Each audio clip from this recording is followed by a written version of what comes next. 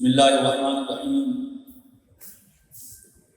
نحمده ونصلی ونسلم علی رسوله الکریم اما بعد فاعوذ باللہ من الشیطان الرجیم بسم اللہ الرحمن الرحیم وما ارسلناک الا رحمتا للعالمین صدق اللہ العظیم۔ محکمہ اوقاف سرگودا زون کی طرف سے انتہائی خوبصورت، پرنور اور پرکیف زونل سیرت النبی صلی اللہ تعالی علیہ وسلم کانفرنس اپنی آب و تاب کے ساتھ جاری و ساری ہے۔ میں مبارک پیش کرنا چاہوں گا خطیب شہر اپنے بھائی حضرت مولانا قاری وقار احمد عثمانی صاحب دیدہ مرحوم کو، کہ جن کی محنت و کوشش سے یہ کانفرنس ایک چھوٹے سے کمرے سے اٹھ کے قصر امبالہ کی زینت بنی ہے۔ اس وقت ہماری کانفرنس کی زینت ہمارے ضلع اور ڈویژن کی قیادت ہے۔ خوش قسمتی سے پوری قیادت موجود ہے۔ میری مراد کمشنر سرگودا محترم جناب حافظ شوکت علی صاحب، یہ تو شاید ناچیز سے واقف نہیں ہوں گے۔ میں گزشتہ دنوں اپنے عزیز مولانا سلمان جان صاحب کے ہاں بھربال گیا تو انہوں نے حضرت کا عقیدہ عشق و محبت منظوم شکل میں پیش کیا، جس سے اندازہ ہوا کہ صرف موصوف حافظ نہیں، شاعر ہیں اور شاعر نبی بھی۔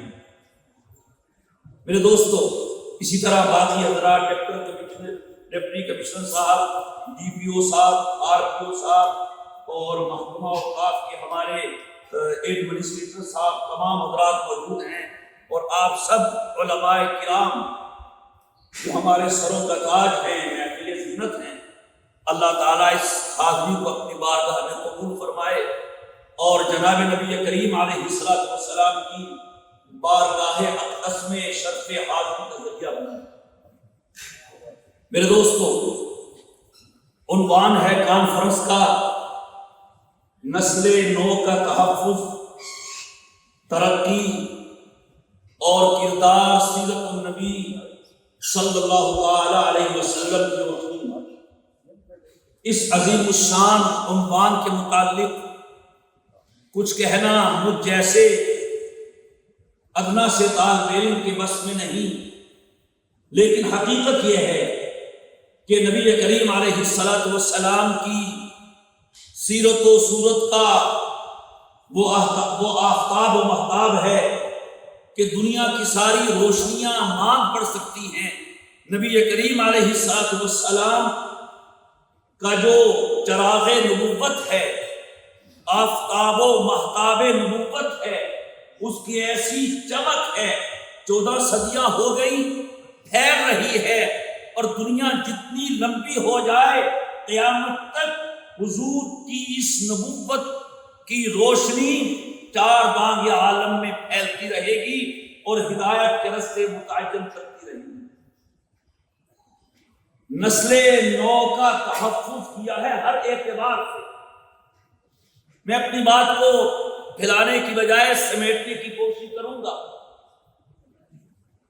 لوگوں کو، نسل نو کو، نوجوانوں کو سڑکوں پہ لے جانا آسان ہوتا ہے، انہیں اشتعال دلانا آسان ہوتا ہے، لیکن بکھرے ہوئے شیروں کو امن و سلامتی کے ساتھ انہیں اپنے گھروں میں واپس پہنچا دینا یہ ایک قائد کا کام ہوتا ہے۔ صلح حدیبیہ کا عظیم تاریخی واقعہ ہے، تفصیلات آپ جانتے ہیں۔ نبی کریم علیہ السلام مکہ مکرمہ مدینہ منورہ سے عازم عمرہ ہوئے ہیں، حدیبیہ پہنچ گئے ہیں۔ ادھر مکے والوں کو خبر ہوئی، انہوں نے کہا یہ کیسے ہو سکتا ہے، ہم سے دشمنی ہے اور خاموشی سے آئے عمرہ کر کے چلے جائیں، نہیں ہوگا۔ رک گئے ہیں حضور وہاں۔ عثمان بن عفان رضی اللہ تعالی عنہ کو یہ شرف و مقام حاصل ہے، آپ نبوت کے قاصد و سفیر بن کے حدیبیہ سے مکہ مکرمہ پہنچتے ہیں۔ کفار نے حضرت عثمان کو قید کر دیا، اور اس کی وجہ یہ ہے کہ اس موقع کو غنیمت جانتے ہوئے کفار قریش نے اپنے 50 لوگوں کو بھیجا مکہ سے حدیبیہ کہ تم جاؤ اور طاعت میں رہو، تم میں موقع ملے تو پیغمبر اسلام صلی اللہ تعالی علیہ وسلم کو شہید کر کے کام تمام کر دو۔ آپ کی تو نظر چاروں طرف تھی، آپ کے محافظین نے قید کر دیا۔ جب ادھر مکے کے 50 نوجوان قید ہو گئے تو انہوں نے بدلے میں عثمان بن عفان رضی اللہ تعالیٰ عنہ کو قید کر دیا۔ حضور نے بیعت دینا شروع کر دی کہ عمرہ بعد میں ہوگا، پہلے بیعت کرے کہ جب تک ہم عثمان ابن عفان رضی اللہ تعالیٰ عنہ کے قصاص کا قصاص نہیں لیں گے ہم چین سے نہیں بیٹھیں گے۔ چنانچہ بیعت کی ہے، 1400 صحابہ نے بیعت کی۔ مجھے جب کفار کو پتا چلا کہ انہوں نے تو بیعت کرنا شروع کر دی ہے، اب حالات کنٹرول سے باہر ہو جائیں گے، مذاکرات کو دور شروع ہوا۔ وہ تفصیل ہے، اور بن مسعود ثقفی آئے، فلانے آئے، تیسرے آئے، آخر میں سہیل بن عمرو آئے، سلو ہو گئی، 6 نکات پہ سلو ہوئی، اور دیکھا جائے تو ایک چیز بھی بظاہر مسلمانوں کے حق میں نہیں تھی۔ نمبر 1، اس سال عمرہ نہیں ہوگا، آپ کو واپس جانا ہوگا۔ نمبر 2، اگلے سال عمرہ ہوگا۔ نمبر 3، 10 سال کا معاہدہ امن ہے۔ نمبر 4، قبائل میں سے جو چاہے قریش کا حلیف بن جائے، جو چاہے نبی کریم علیہ السلام کا حلیف بن جائے۔ نمبر 5، جو شخص مکہ سے مدینہ جائے گا آپ اسے مکہ واپس بھیجنے کے پابند ہوں گے۔ نمبر 6، جو مدینے سے مکہ آئے گا ہم اسے واپس بھیجنے کے پابند نہیں ہوں گے۔ یہ معاہدہ ہوا، بظاہر کوئی ایک شک بھی اسلام کے حق میں نہیں تھی، لیکن ہو گیا۔ اب اس موقع پہ دیکھیے، عمرہ کی نیت کر کے آنے والوں کو قتال پہ آمادہ کرنا آسان نہیں ہوتا۔ احرام میں تو مچھر مارنا بھی منع ہوتا ہے، اور حضور کہہ رہے ہیں بیعت کرو، تم نے عثمان کا قصاص لینا ہے۔ جب شروع ہو گئی، ان بکھرے ہوئے شیروں کو آسانی کے ساتھ واپس اپنے اپنے خیموں میں بھیج دیا۔ یہ تحفظ ہے۔ غزوہ حنین ہوتا ہے، بڑی وافر مقدار میں مال غنیمت میں آتا ہے۔ قربان جائیے سرکار دو جہاں حضرت محمد مصطفیٰ صلی اللہ علیہ وسلم کے در اقدس سے سخاوت کا ایسا باب کھلتا ہے کہ تاریخ میں اس کی نظیر نہیں۔ سارے سردار موجود ہیں، ایک سردار کہتا ہے سردار میں بھی ہوں، سخی میں بھی ہوں، لیکن جو سخاوت میں دیکھ رہا ہوں یہ نبی کے سوا کوئی نہیں۔ 100 اونٹ سامانوں کے بھر کے دے دیے انہیں جو کل مسلمان ہو رہے ہیں۔ انصار جو مکے سے حضور کو مدینے لے گئے، اپنی جان ہتھیلیوں پہ رکھ کے حضور کا تحفظ کیا۔ چند نوجوان انصار کی زبان پہ یہ جملہ آ گیا کہ ہماری تلواریں ابھی تک خون سے تر ہیں اور غنیمت کا مال دیا جا رہا ہے تو کل مسلمان ہونے والوں کو قربان چاہیے۔ سرکار دو عالم صلی اللہ تعالی علیہ وسلم نے ایک خیمے میں انصار کو جمع کیا، فرمایا یہاں اور کوئی نہ آئے، اور کہا انصار مجھے یہ بات پہنچی ہے کہ تم نے ایسے ایسے کہا ہے۔ جو ان کے اکابر تھے انہوں نے کہا حضرت کسی ذمہ دار شخص نے کچھ نہیں کہا، ہاں چند نوجوانوں کی زبان پہ ایسے جملے آگے ہیں۔ آپ نے کیا وہ جملہ ارشاد فرمایا، خدا کی قسم، کہا انصار تم آپس میں لڑنے مرنے والے نہیں تھے، اللہ نے میری وجہ سے تمہیں بھائی بھائی بنا دیا۔ اور پھر فرمایا کیا کہ مجھے انصار سے محبت ہے، اگر لوگ میرے لیے دثار ہیں، جسم کا اوپر والا کپڑا ہے، انصار میرے لیے شعار ہیں، وہ کپڑا ہے جو جسم کے ساتھ لگتا ہے، اگر لوگ ایک وادی اور ایک گھاٹی پہ چلے تو میں انصار کے ساتھ چلوں گا، اگر ہجرت افضل عمل نہ ہوتا تو میں بھی انصاری آدمی ہوتا۔ اور آخر میں وہ جملہ ارشاد فرمایا کہ سبھی کی آنکھوں میں آنسو آ گئے، فرمایا کیا اما ترضونا، تم اس پہ راضی نہیں ہوگے؟ لوگ اونٹ اور بکریاں، سونا اور چاندی لے کے اپنے گھروں میں جائیں اور تم محمد الرسول اللہ صلی اللہ علیہ وسلم کو ساتھ لے کے اپنے گھروں میں جائیں۔ پھر آپ نے نسل نو کو ترقی، تحفظ، کردار کا ایسا علم بردار بنایا۔ مکے سے چل کے مدینے آتے ہیں، انصار ہیں، مہاجر ہیں۔ مہاجر کون ہوتا ہے؟ نہ گھر ہے، نہ بچہ ہے، بیوی ادھر ہے، اولاد ادھر ہے، مکان ادھر ہے۔ آپ نے ایسے کیا، ایک انصاری کو لیا، ایک مہاجر کو لیا، کہا یہ تمہارا بھائی ہے۔ وہ مواخا کے مدینہ واقع آتا ہے اور یہ حقیقت ہے، تاریخ کا حصہ ہے۔ حضرت عبد الرحمن بن عوف رضی اللہ تعالیٰ عنہ اور سعد بن ربیع رضی اللہ تعالیٰ عنہ، عبد الرحمن بن عوف مہاجر ہیں، نہتے ہیں، کچھ پاس نہیں ہے۔ سعد بن ربیع کھاتے پیتے انصاری ہیں۔ آپ نے کہا سعد یہ تمہارا بھائی ہے، گھر لے گئے۔ جملہ انہوں نے تو نہیں کہا، میں ترجمانی کرتے ہوئے کہتا ہوں کہ صاحب نے کہا ہوگا عبد الرحمن ایک وہ بھائی ہوتا ہے جو ماں جایا ہوتا ہے، اور ایک وہ بھائی ہے جو نبی بنایا بھائی ہے۔ تم میرے ماں جائے بھائی تو نہیں ہو، نبی بنائے بھائی ہو۔ دیکھو میری دو بیویاں ہیں، ابھی پردے کا حکم نہیں آیا تھا، تم دونوں کو دیکھ لو، جو تمہیں پسند آئے مجھے بتا دینا، میں اس کو چھوڑ دوں گا، تم اسے شادی کر لینا۔ عقل مانتی ہے یہ بات؟ یہ میری جائیداد ہے، آؤ آدھی تمہارے نام کرواتا ہوں، آدھی میری۔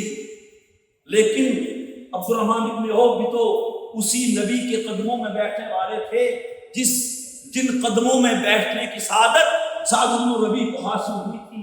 وہ کہتے ہوں گے سعد تم نے آج میرے نبی کا نورانی چہرہ دیکھا ہے، میں تو کب سے حضور کے قدموں کی زینت ہوں۔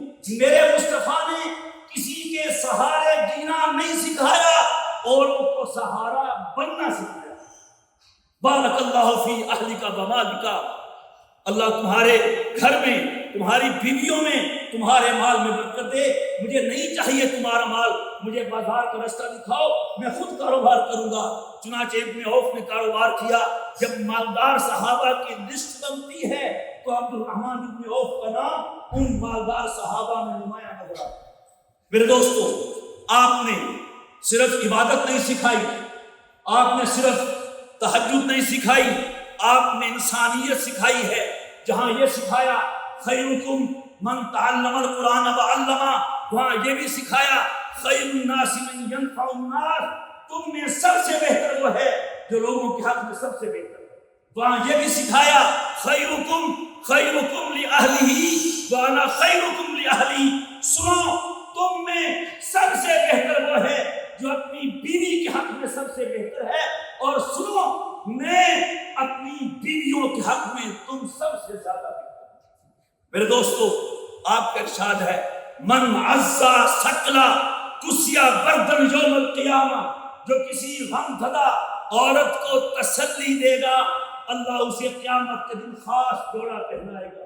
حضور نے فرمایا انا وکافل الیتیمی ہاکذا، قیامت کے دن میں اور یتیم کے سر پہ ہاتھ رکھنے والا یوں کھڑے ہوں گے جیسے دو انگلیاں ہیں۔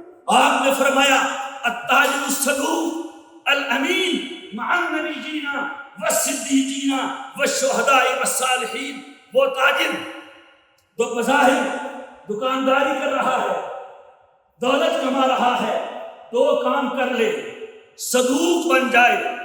ایک ہوتا ہے صادق، ایک ہوتا ہے صدوق۔ صادق عام اس میں فاعل کا صیغہ، صدوق مبالغہ کا صیغہ کہ کبھی جھوٹ نہ بولے۔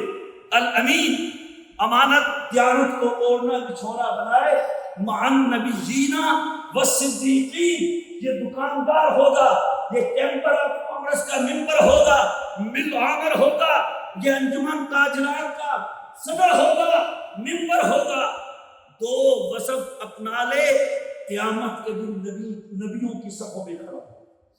میرے دوستو، یہ وہ ترقی کا راز ہے۔ اخلاق آپ نے سکھایا، کردار آپ نے سکھایا۔ وہ لوگ کون تھے؟ ایسے لوگ تھے کہ حال ہی میں لکھا ہے، کہیں پانی پینے پلانے پہ جھگڑا، کہیں گھوڑا آگے بڑھانے پہ جھگڑا، جا رہے ہیں، کسی نے دوران سفر گھوڑا آگے بڑھا لیا، اچھا تم نے گھوڑا آگے کیوں بڑھایا؟ اسی پہ لڑائیاں شروع کر دیتے۔ کوئی اپنے گھوڑے کو پانی پہلے پلا دیتا، اس پہ لڑائیاں شروع کر دیتے۔ جب نظر کرم پڑی ہے میرے آقا دو جہاں صلی اللہ تعالی علیہ وسلم کی، میدان جنگ ہے، زخمی ہے، پانی پانی کر رہا ہے، ایک مجاہد بھاگتا ہوا اس کو پانی پیش کرتا ہے، وہ پانی اپنے تشنا لبوں کے ساتھ لگانا ہی چاہتا ہے، اس کے کانوں میں دوسرے پیاسے کی آواز پڑتی ہے، وہ کہتا ہے پانی پانی، وہ یہ پہلا کہتا ہے جاؤ مجھے بعد میں پلانا، اسے پہلے پلاؤ۔ یہ بھی کر سکتا تھا کہ خود جلدی سے پی کے اسے دے دیتا، نہیں، اس کے پاس بھیجا۔ اس کے ساتھ بھی ایسا ہوا، وہ اپنے پیاسے ہونٹوں کے ساتھ پانی کا وہ پیالہ لگانا ہی چاہتا ہے، اس کے کان میں تیسرے پیاسے کی آواز پڑی جو پانی پانی کر رہا ہوتا ہے، یہ اس کے پاس بھیج دیتا ہے۔ جب وہ تیسرے کے پاس بھیجتا ہے، وہ اس کا جام پینے سے پہلے شہادت کا جام پی چکا ہوتا ہے، بھاگتا بھاگتا دوسرے کے پاس، وہ بھی شہید، پہلے کے پاس وہ بھی شہید۔ میرے دوستو، یہ تو ہم کیا بیان کریں نبی کریم علیہ السلام کا کردار، کیا کہ آپ نے کیا سے کیا کر دیا۔ وہ کسی نے کیا کہا تھا، کیسے کیسے ایسے ویسے ہو گئے، ایسے ویسے کیسے کیسے ہو گئے، درفشانی نے تیری قطروں کو دریا کر دیا، دل کو روشن کر دیا، آنکھوں کو بینا کر دیا، خود نہ تھے جو راہ پر اوروں کے ہادی بن گئے۔ کیا نظر تھی کہ جس نے مردوں کو مسیحا کر دیا۔ آج بھی اگر انسانیت چاہتی ہے ہم ترقی کی راہ پہ گامزن ہوں، ملک خوشحال ہوں، خدا کی قسم اس کے سوا اور کوئی چارہ نہیں ہے کہ قدم مصطفیٰ کو نشان منزل بنایا جائے۔ اللہ تعالیٰ امت کو یہ توفیق دیں، حضور کو دیکھے، حضور کو پڑھے، حضور کو سمجھے، اور جو کام جس طرح سے حضور نے انجام دیا ہے ویسے کرے۔ دنیا کی ترقی کے زینے بھی چڑھتی جائے گی اور آخرت کی ہمیشہ کی کامیابیاں بھی اس کے قدم چومے گی۔ اللہ تعالیٰ ہمیں اپنے سچے نبی کا سچا امتی بننے کی توفیق عطا فرمائے۔ وآخر دعوانا ان الحمدللہ رب العالمین۔